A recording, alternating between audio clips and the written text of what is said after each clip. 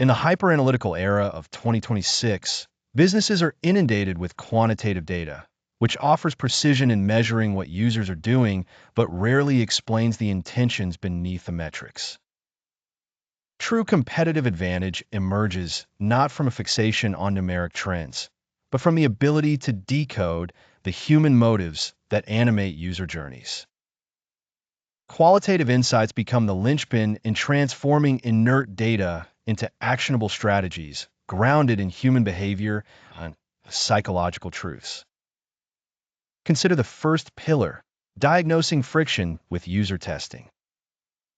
Unlike dashboards that record time to conversion, user testing invites real people into the interface, voicing their thoughts as they interact. Through remote, unmoderated sessions, organizations receive spontaneous, authentic reactions from users navigating the product in their natural environments. For instance, a participant hesitates before an ambiguous button, muttering uncertainty, or schemes a hurried disclaimer without comprehension. These moments reveal friction invisible to even the most sophisticated quant models. They grant product teams the opportunity to address root obstacles, poor phrasing, confusing layouts, or misplaced expectations, rather than indiscriminately optimizing for lower funnel exits. Session replays, as the second strategic tool, deliver the cinematic truth of unfiltered behavior. These recordings sidestep respondent bias, capturing digital body language through phenomena like rage clicks, rapid, repeated taps born out of frustration, or dead clicks on non-interactive elements. Such evidence is frequently lost in self-report surveys, where users forget or misrepresent their true experiences. By systematically reviewing session replays, researchers construct a typology of user intent, forming hypotheses about frustration and delight that can be empirically validated. This window into user intent, unswayed by conscious editing, reveals exactly how the interface aligns or collides with natural user expectations. Delving deeper, qualitative research leverages voice of customer (VOC) initiatives to discover the emotional drivers at play. In 2026, this manifests as context-driven micro-surveys, brief prompts triggered by specific on-site behaviors, such as abandonment at checkout. Instead of soliciting generic feedback, operators pose behaviorally relevant questions. For example, what is missing that would make you comfortable to complete your order today? The result is a rich texture of psychographic motivations.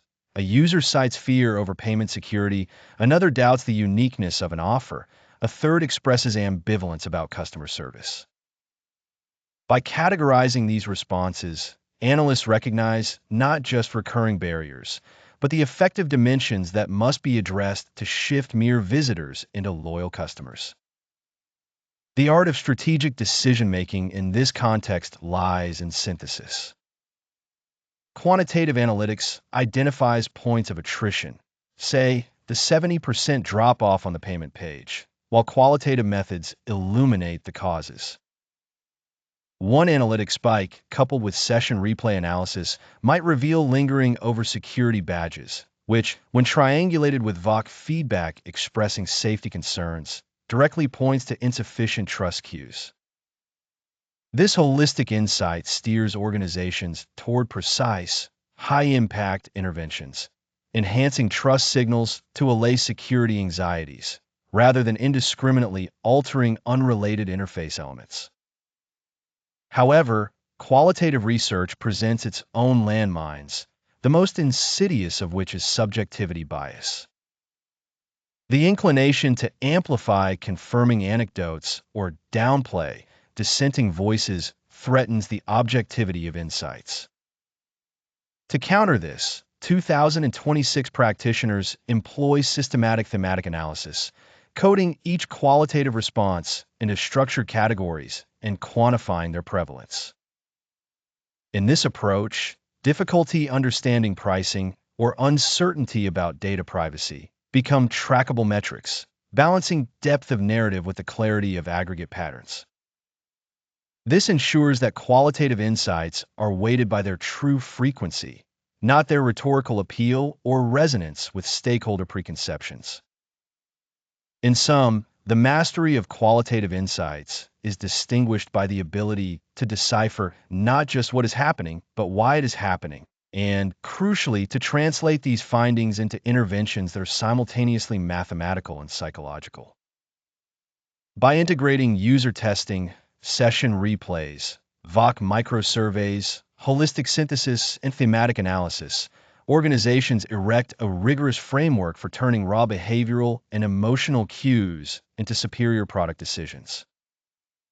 In a world deluged by data, it is this nuanced apprehension of the human beneath the number that defines lasting digital success.